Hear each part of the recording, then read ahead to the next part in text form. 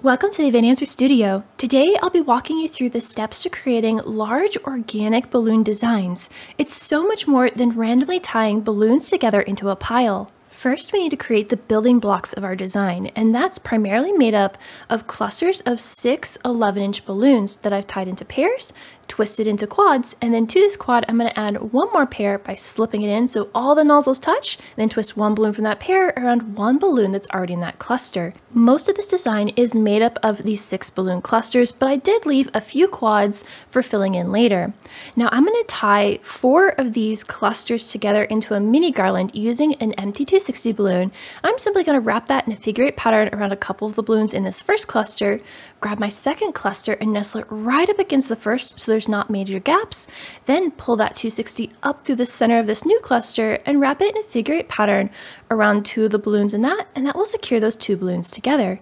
Do this 2 more times so that there's 4 clusters all tied together in this garland, and then I'm going to take one of the nozzles from that last cluster and tie it to the remaining 260 balloon tail so it won't come untied.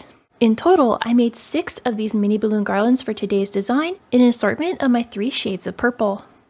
I also inflated 8 17-inch balloons and tied them into pairs, and some of them I just left as pairs and some of them I twisted into quads, and these will make up large building blocks for us to add into our garland to give us some great volume. I'm building today's design on this 6-foot by 8-foot tall silver shimmer wall, and now we need to establish our leading lines of the design and build the base structure that we'll be able to fill out later.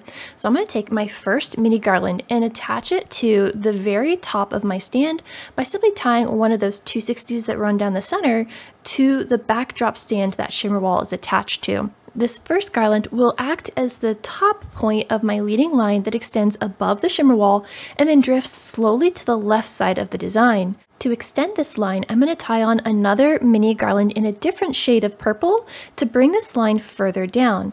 Now you could always make one long garland, but I find that it's easier to work in these smaller sections so I can more closely control how they drape and where they tie together. Now I'm going to bring the end of this garland over to the left side of the shimmer wall and secure it to the backdrop stand so that this main garland doesn't move around as I continue to add balloons onto it.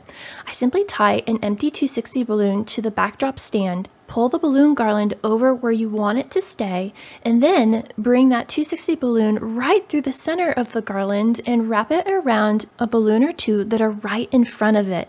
This will hold the garland in place and we'll be able to add on top of it without having to worry about the main structure moving too much. Once you wrapped it in a figure 8 a couple times, just let the tail go and it'll disappear into the garland. Now I want to flare out the bottom of this design, so I'm going to grab another mini garland and tie the end of it to the middle of the previous garland, but instead of this garland going left, I'm going to bring the end of this garland towards the right. So we'll create a bit of a triangular shape towards the bottom of the wall.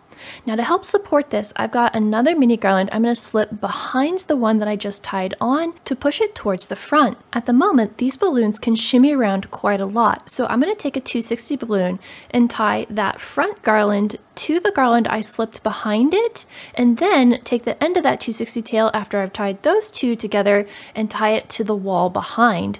That way there's very little movement in these balloons. Now the tension that you use when tying the balloons together will also dictate how much they can flex around. If you pull the 260 really tight as you wrap it around, it'll give it less movement, but if you leave it a little looser, it'll allow for more flexibility. To flare out the left side of this balloon garland, I'm going to use larger balloons. This is a 24-inch balloon that I've tied a 260 tail to the nozzle of, and I'm going to join that to this quad of 17-inch balloons by simply wrapping that 260 tail around a couple of those balloons, and then I'm going to nestle this whole thing on the left side of my garland. Now I want to get this underneath the balloons that I've attached so far, so that way the like colors are near to each other. So that lavender color is together and the plum color is together. Then I'm going to take that 260 and pull it nice and snug and attach this cluster of balloons to the garland in 2 different places so it's not going to wiggle away. I'm then going to arrange the balloons to give myself a bit of a pyramid shape so it's wider at the bottom and narrower at the top. Because these front balloons are so far from where I secured the balloons to the wall behind, they can shimmy around a lot. So I'm going to use a little bit of black gaff tape that will blend in with the dark flooring that I'm on top of today and tape down an empty 260 balloon right underneath one of those front balloons. And this will allow me to secure the balloons in place. Simply tie that 260 to the tape with a double knot and then stretch it up and wrap it around a balloon or two that are right near the front of your garland. This will hold everything in place and we won't have to worry about it moving as we continue to add balloons on top. Now I need to establish my leading lines and structural balloons on the right side of the wall. This balloon garland will start about halfway up the shimmer wall and then flare at the bottom just like we did on the left hand side. I'm going to use a couple of my mini garlands and secure them not only to the wall at the top and the bottom, but also to the floor so that these first set of balloons don't move. With the important base structure now in place, I can fill out the design on top of it using those large 24-inch balloons as well as clusters of 11 and 17-inch balloons. At this point, I want to focus in on the shape of the garlands, widening it and making sure it's curving in the directions I want it to. Now I'm also introducing my silver chrome balloons at this point. Because I don't have very many of these, I didn't want to use them up in the base structure, and I'm only applying the silver balloons on top so that they really have a chance to shine. This would be true for any specialty or accent balloons that you'll be adding into your garlands, whether those are chromes, filled balloons, or even foils. Anything you want to really stand out, make sure those are balloons that you only add on top and you don't use them up in the base structure.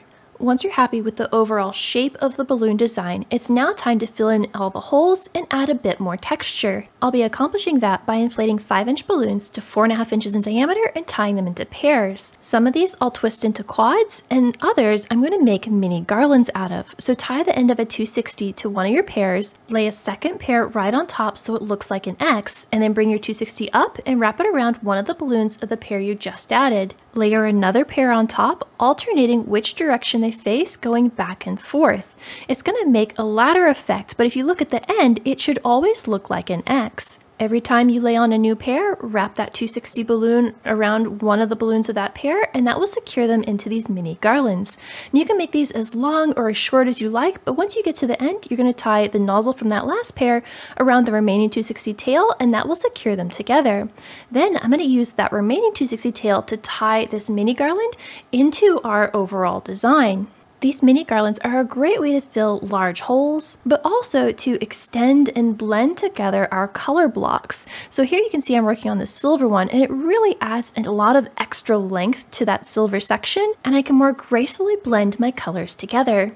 Once I had those placed, I then went in with quads of the 4.5-inch balloons and filled in any smaller holes and anywhere I just needed a bit more texture. I'm going to be crowning this design with an assortment of white and purple florals right on top of the balloons.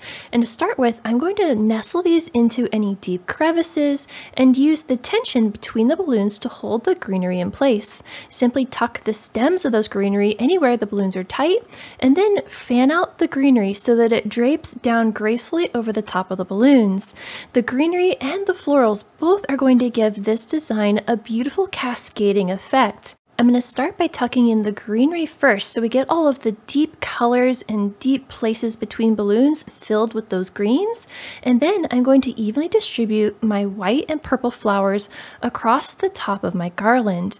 Now I've got 5 of these white bouquets to give bright highlights, and then slowly work my way through these wisteria stems, tucking them in anywhere between color changes or off edges so you get that beautiful waterfall effect. And in a couple of places where I'm adding the wisteria, I want to really build up that look. So I'm not just putting one stem, I'm actually layering 2 to 3 of the stems on top of each other, slowly moving higher every time I add an extra stem.